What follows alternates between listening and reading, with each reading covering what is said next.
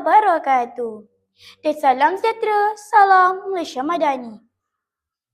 Pohon papaya tidak berduri, tumbuh bersama bunga melati. Izinkan saya perkenalkan diri, boleh kita bersahabat nanti.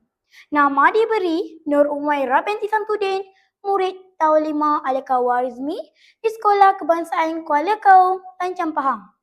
Pada masa lapang, saya suka baca buku cerita, bersukan dan beriadah. Aktiviti ini membuatkan saya berasa tenang, gembira dan sihat. Di sekolah, saya merupakan pengawal pusat sumber sekolah dan seorang yang aktif dalam sukan dengan mewakili sekolah dalam catur, bola jaring, bola baling, olahraga dan bola tampar. Hadirin kasihi, hari ini saya ingin berkongsi tentang buku yang telah saya baca yang berjudul Laila Azwa Gadisku.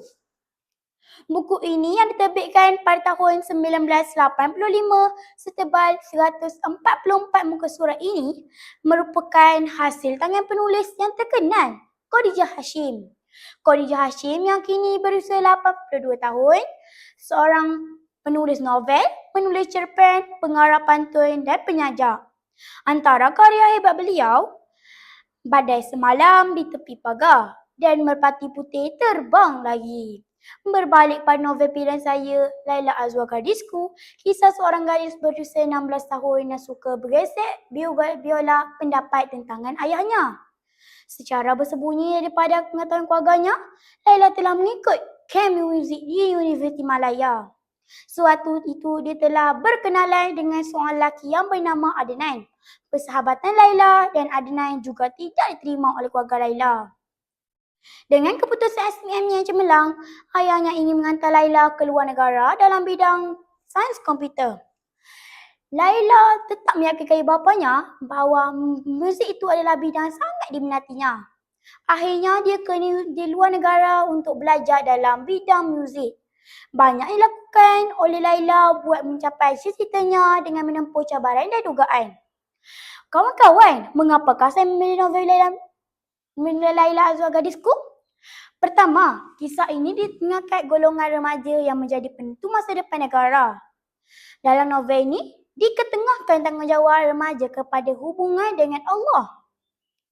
Dari awal remaja novel ini memaparkan watak Laila yang menunaikan solat 5 waktu yang dapat membentuk tingkah laku dan peribadi yang baik dan patut diteladaninya. Selain itu, konsep sabar dan tenang dengan segala dugaan menjadikan watak ini boleh menjadi idola kepada remaja masa kini. Sebab yang kedua, saya memilih novel ini kerana remaja yang bijak, remaja wajar dicontohi. Watak Adnan, sahabat Laila, digambarkan seorang yang bijaksana dan mengatur hidupnya. Dengan strategi menjalankan perniagaan bersama, rakan-rakannya dari membuka gerai sehingga mengembangkan perniagaannya. Adnan percaya taraf hidupnya boleh merubah jika kita berusaha untuk berubah. Dia juga berani mengambil risiko dan cabaran untuk lebih berjaya. Sebagai remaja, kita perlu sentiasa ingin menuntut ilmu dan belajar bersungguh-sungguh berkat ilmu dan usaha yang gigih. Pasti menjadi orang yang hebat. Sebab yang ketiga saya memilih novel hebat ini ialah remaja yang baik dan remaja yang sentiasa membantu meringankan beban ibu bapanya. Walaupun nampak remeh membantu mencuci kereta, mahunya membantu ibu masak di dapur. Namun, kerja ini dikira besar oleh keluarganya. Remaja perlu mempunyai hubungan yang baik dengan ibu bapa dan keluarga. Ini yang digambarkan watak Laila, anak yang taat dengan ringangan tulang. Perbezaan pendapat dengan pandangan tidak menjadikan Laila anak yang biadab dan kurang ajar terhadap orang tuanya. Kesimpulan novel ini wajar dijadikan wadah dan bahan bacaan remaja masa kini. Bahasa yang santai dan bersahaja boleh terima walaupun berbeza latar masa dan tempat. Berdekat buku ini diterbitkan masih menjadi bahan bacaan yang relevan untuk bahkan novel yang taat dengan pengajaran boleh jadikan iktibar keterutamanya kepada golongan remaja. Selamat membaca. Sekian, terima kasih.